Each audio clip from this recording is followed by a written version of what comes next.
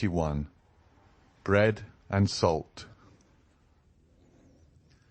Madame de Morcerf entered an archway of trees with her companion. It led through a grove of lindens to a conservatory. "It was too warm in the room, was it not, Count?" she asked.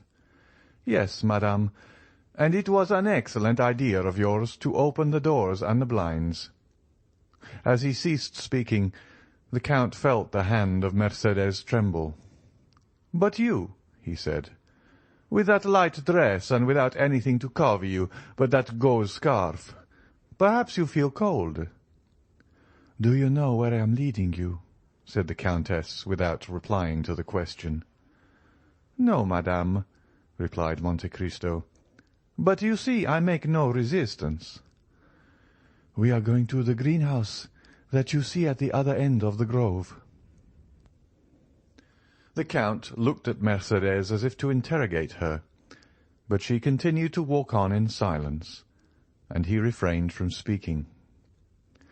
They reached the building, ornamented with magnificent fruits, which ripen at the beginning of July in the artificial temperature which takes the place of the sun, so frequently absent in our climate. The Countess left the arm of Monte Cristo and gathered a bunch of muscatel grapes.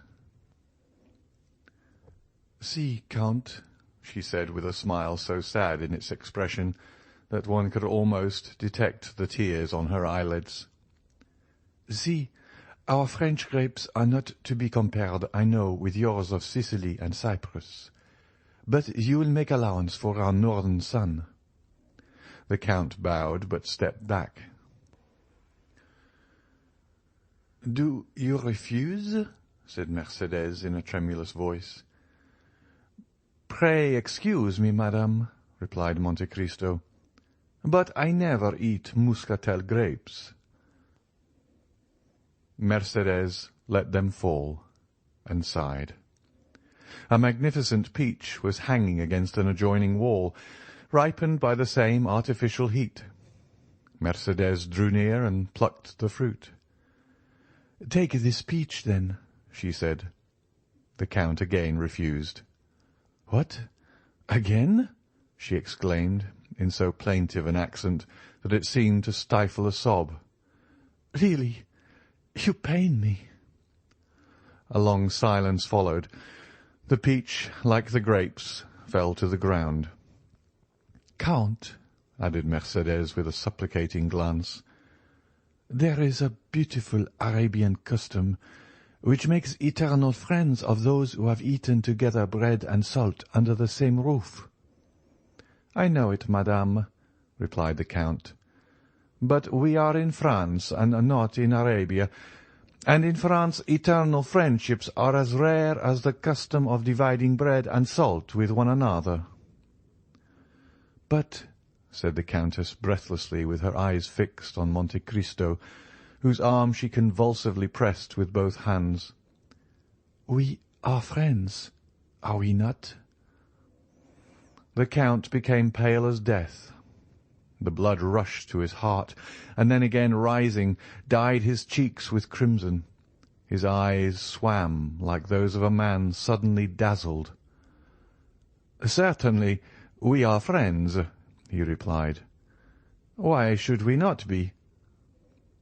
The answer was so little like the one Mercédès desired that she turned away to give vent to a sigh, which sounded more like a groan. "Thank you," she said, and they walked on again. They went the whole length of the garden without uttering a word.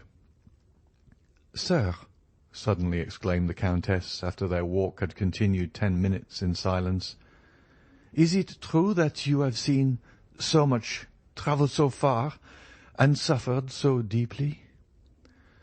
"I have suffered deeply, madame," answered Monte Cristo. "But now you are happy?" "Doubtless," replied the Count, "since no one hears me complain." "And your present happiness, has it softened your heart?" "My present happiness equals my past misery," said the Count. "Are you not married?" asked the Countess. "I married?" exclaimed Monte Cristo, shuddering.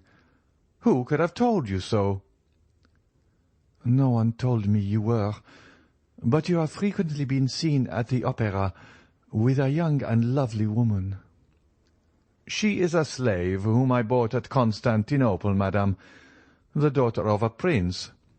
I have adopted her as my daughter, having no one else to love in the world."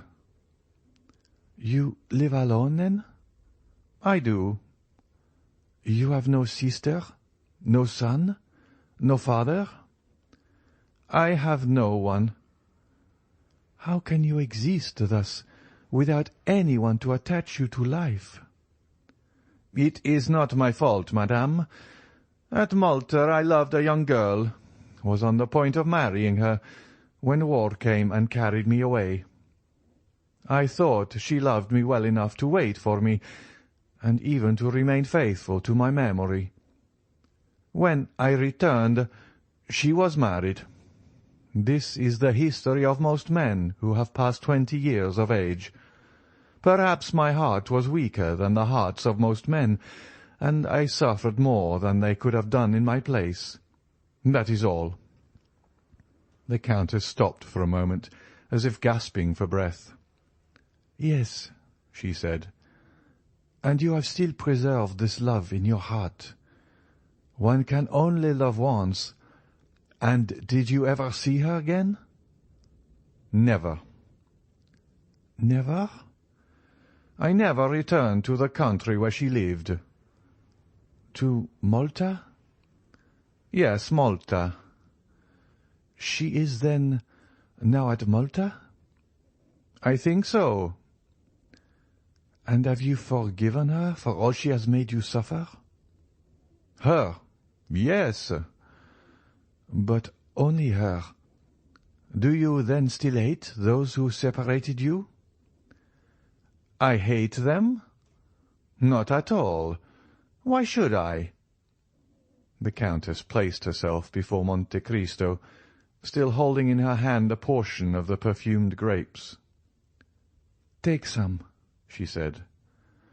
"Madam, I never eat muscatel grapes," replied Monte Cristo, as if the subject had not been mentioned before. The Countess dashed the grapes into the nearest thicket with a gesture of despair. "Inflexible man!" she murmured.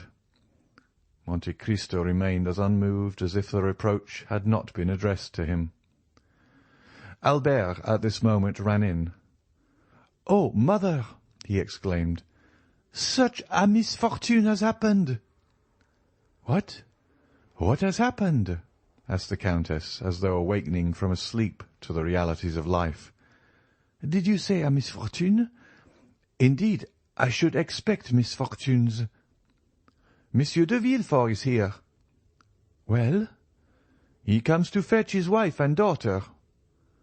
"Why so?" "Because Madame de Saint-Méran has just arrived in Paris, bringing the news of Monsieur de Saint-Méran's death, which took place on the first stage after he left Marseille. Madame de Villefort, who was in very good spirits, would neither believe nor think of the misfortune, but Mademoiselle Valentine, at the first words, guessed the whole truth. Notwithstanding all the precautions of her father, the blow struck her like a thunderbolt, and she fell senseless."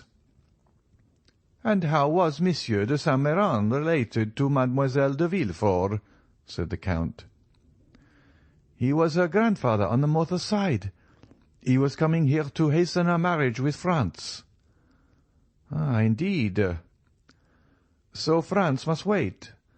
Why was not Monsieur de Saint-Méran also grandfather to Mademoiselle Danglars?"